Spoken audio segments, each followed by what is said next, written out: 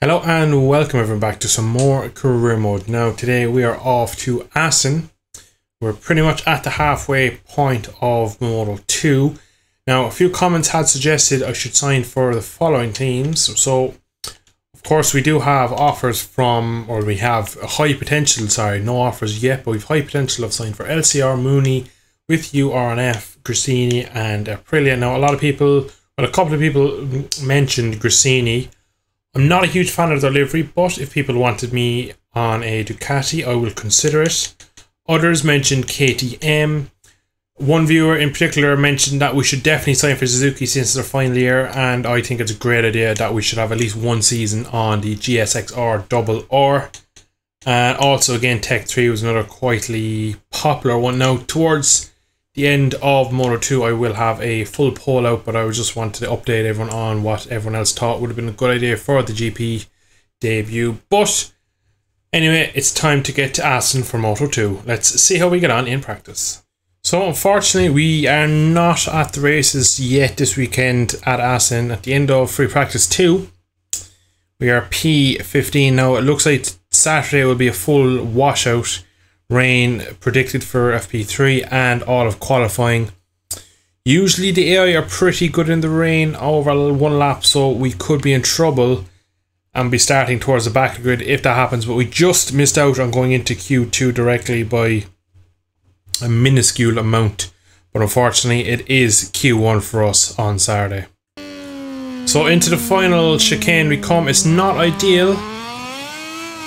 We have zero rear grip. We tipped off into turn 1 on the previous lap. We have a minute and a half left and we've yet to set a lap time, so we need to be pretty much nailing this lap. We slid off into the gravel in turn 1 there. It's going really aggressively, chops across my line. I don't believe we're going to make it out of this session because the bike is not working well at all in the rain, which is a shame.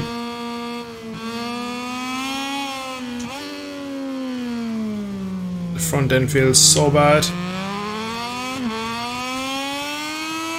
Wheel spin all the way up through the revs. We're actually under at the moment, which is a good sign. Small bit of limiter action. So gingerly through the Ruskin hook. So we did lose a bit of time through there. It's to be expected. Would like to know what the gap is from first to fourth. What is my ideal time that I need to hit? Bike is on the move. It's shaking its head. I'm just struggling to make apexes at the moment in this very wet condition. Rear end again lighting itself up.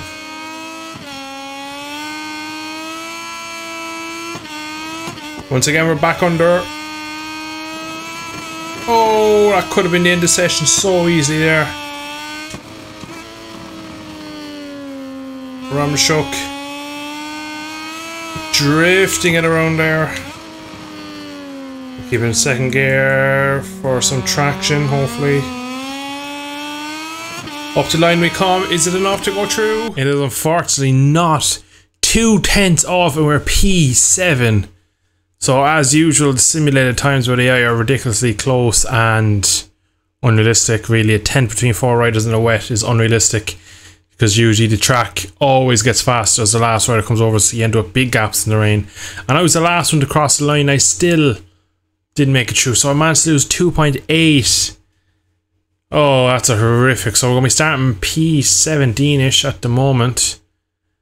We're going to have to really be on our best riding to get onto the podium tomorrow. So we've gone for Cestino Vietti soft rear. Surely that won't last race distance. The recommended tyre is medium. We have of course gone with our favourite medium combination. We are actually not P17, we are P21. So we have 20 riders between me and victory. We've just decided to kill ourselves into turn 1. Look at that. They can't do a lap by themselves. My frame rate is chanked. And yeah, look at my 98. So we're going to be doing a Motocross of Nations start, covering dirt again. So I know we've a one rear tyre because of that. What the bloody hell is going on with this game? Good start though, very good start. They all shut off into turn 1. This game is broken. My rear tyre is very worn. And I put on a fresh rear because I double checked it, so maybe it's to do with that weird crash at the warm-up lap. We're up into P7. We're going to have to be on our best behaviour tyre-wise. We have a look into Strubben on Arbolino. We've got to move down, but we run into the back of Aaron Canet, and that completely cursed my drive out.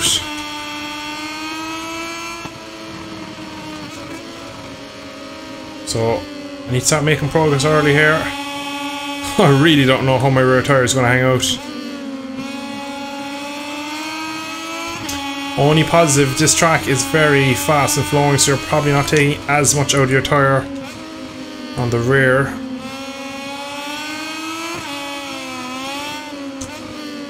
We have a look into the double rights. Know where to go through yet.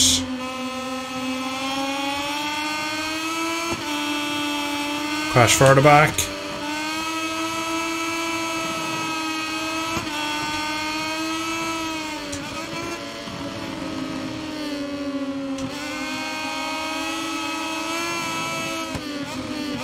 Oh, they brake so early into the chicane.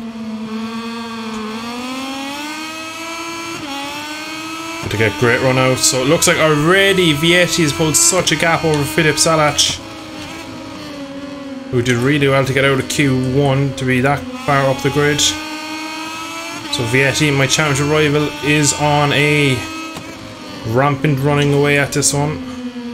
Gonna turn it tight. Different type of move. Instead of going around the inside of the struggle, going for the outside. Or for a late cut back to get a run out.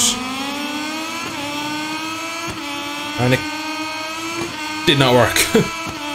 But once again, Strasser now is catching me, so we are shedding time. Alright, I need to kind of not worry about our rear tyre now, just go for it. Up the inside of Tony Arbolino we go. We get such good exit out though. We're gonna have a look at Canet into the next corner. Oh, he just gives us nowhere to go. That leaves Arbolino back. Oh, and he leaned on me, forcing my bike sideways. So we've lost 3 positions because of it. I almost lost the position to the American Joe Roberts. The Italian is gone at the front. I have no race pace at all. It's very concerning.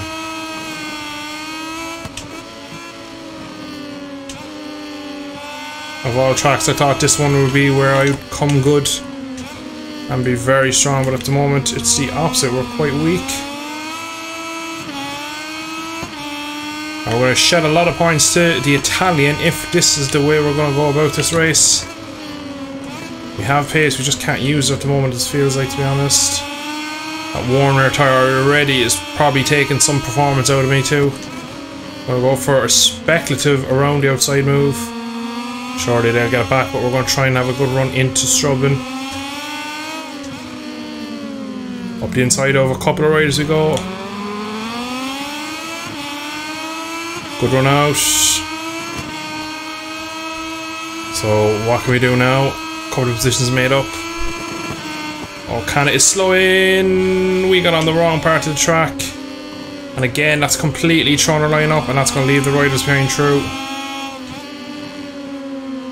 It's not the Aston TT I wanted. Double overtake incoming. Yeah, I was going to make sure of that one.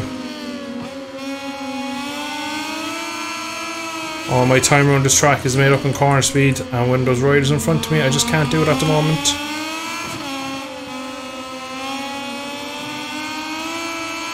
Good run out. We're going to round the outside of Aaron Canet. And that could be another round the outside move of his teammate now. Let's switch this to the inside. Looks like Filip Salac is holding up a couple of riders, including me. We dive down the inside into the hairpin. All about the run. Brilliant last sector. So now, just like that, into P2.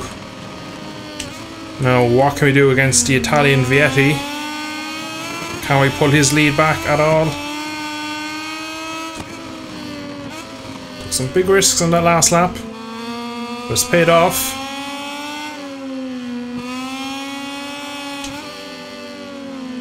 Keep it tight, ride the curb.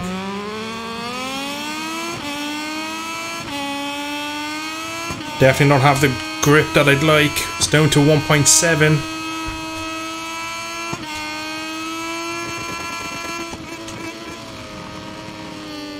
Really pushing now. This will be some victory if we can get this one from Vietti. Payback for Catalunya. He's a big lead though. It's not going to be easy just to walk up to the back of him.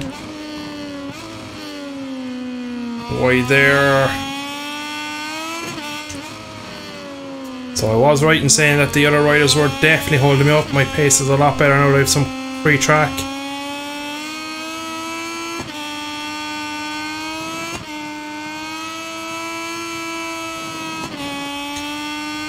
Into the final sector where I was so strong last lap round.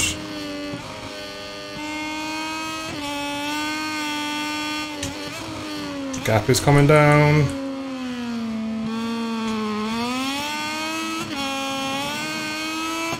Up the line, it's going to be a 36.9. Fastest lap of the race for me. Oh, that was a big risk taking carbon there, but we are catching Vietti. But I'm going to need a bit of tyre at the end to overtake him. Right side of my front tyre as well is going off very, very quickly.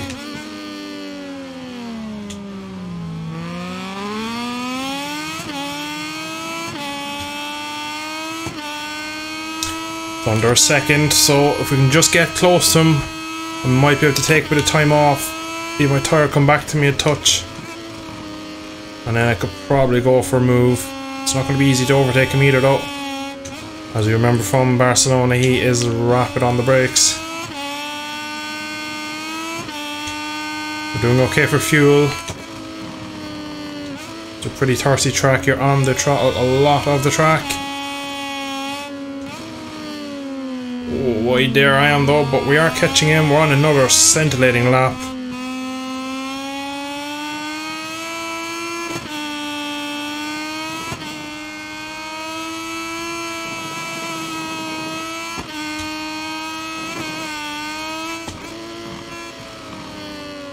Rum shook all wrong though. It's gonna catch my lap out. The final corners we come. Still set another fastest lap, but we lost a good chunk of time that time to Vietti in that final sector.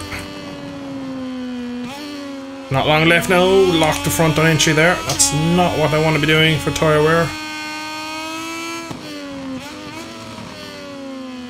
Oh, I think my tyres have had it. I don't think we can catch him now.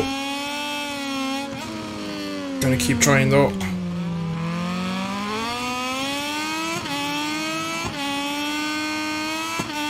So on to 0.7. We are just about still taking time out of him.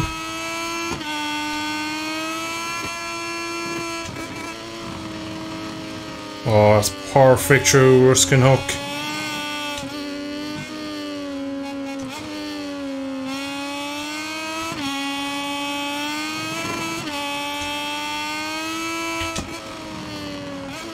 Almost with him.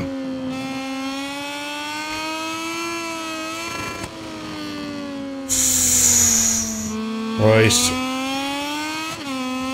Coming now back to start the penultimate lap.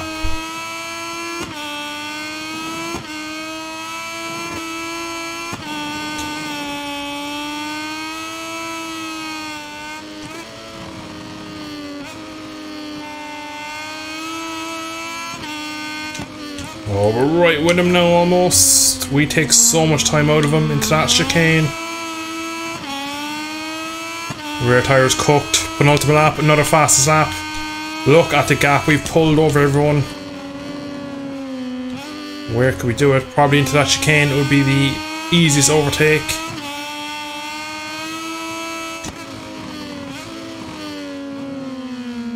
right with him now. Can we stuff a move under and Strubben?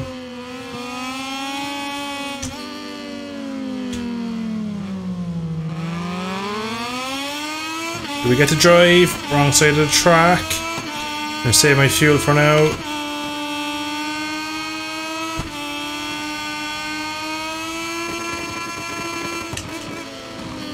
Oh, big mistake through there. We've lost so much time. Bit of turbulent air, I reckon, caused a big mistake for me there. We've dropped back so far. Oh, all the hard work to get him, and then we got to him, and a big mistake. Not over yet though. But it's close. In the right corner, the right hand corner, so he definitely has an advantage with grip. As I am running right down to the edge of my tyre.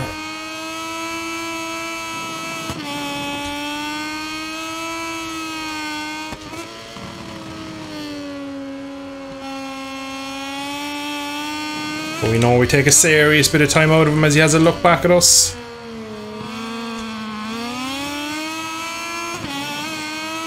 Final lap, here it comes.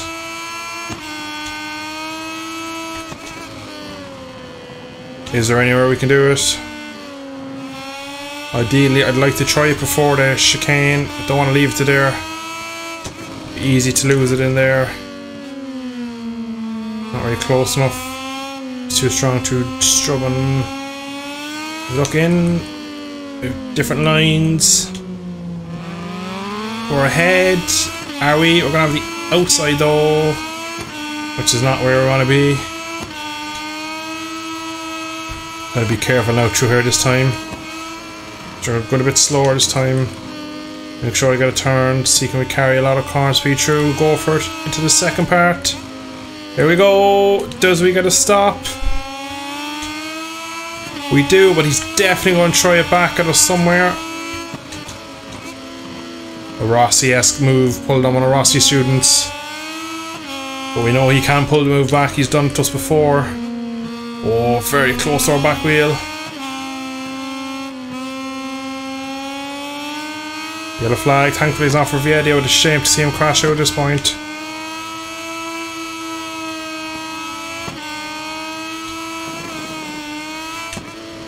I'm gonna go touch defensive. Can't see him outbreaking me in here though. I reckon we've done it. We're deep though. Is he going to get us on the run? He's not! Victory from P21 on the grid. That is probably my best ever victory. That was so intense.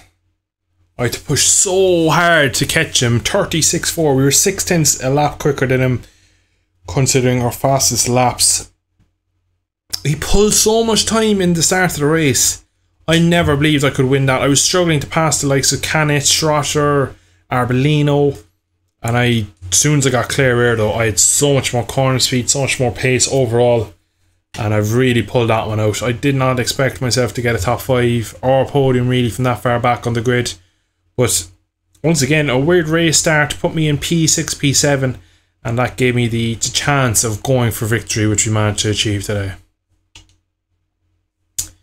We pull further ahead once again in the championship. Now it is 70 points between Aaron Canet and myself and Vietti. Vietti's behind probably on race victories or head to head. So we have a huge advantage in the championship, but we'll keep winning, we'll keep performing on race day anyway, that is. So we're just doing enough to keep tipping away and pulling away in this championship.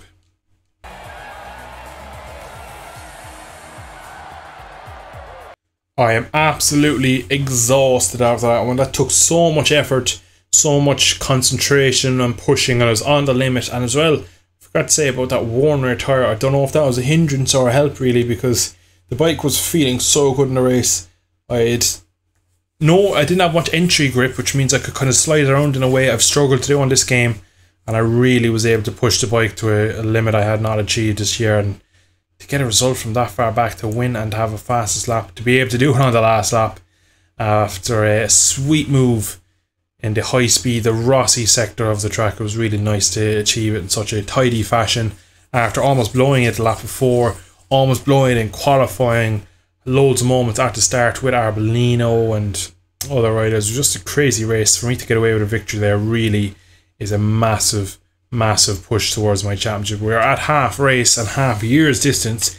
In the next race we will go to Kimyring, a track I'm not a massive fan of, and then we'll have our summer break before we go to Silverstone.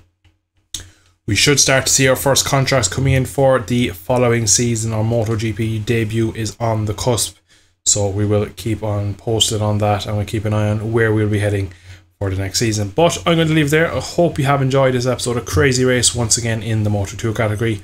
If you did enjoy today's video, if you consider dropping a like, subscribing to see more, and I should catch y'all in the next video. Thanks for watching. Bye bye.